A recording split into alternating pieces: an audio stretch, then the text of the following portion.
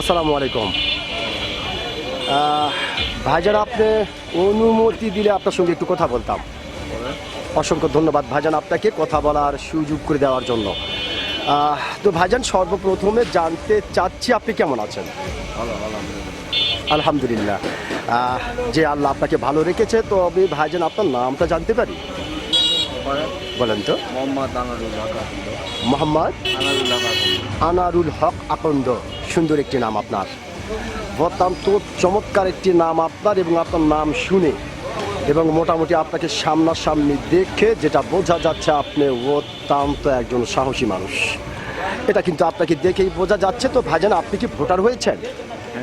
Voter হয়েছেন। কোন দেশের ভোটার হয়েছেন আপনি?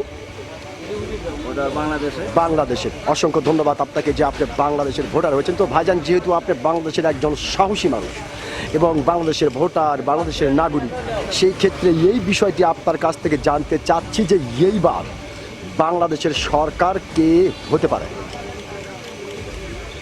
সরকার জি, এবং জনগণ যাক ভালোবাসবে তাই সরকার হবে। হ্যাঁ। জনগণ যাকে ভালোবাসে ভোট দেবে সেই সরকার হবে। তার মানে আপনি যেটা বোঝাতে চাচ্ছেন যে একটি সুষ্ঠু নির্বাচন হলে এবং সেই নির্বাচনে ভোটে বাংলাদেশের মানুষ যাকে ভোট দিয়ে সরকার করবে সেই সরকার হবে।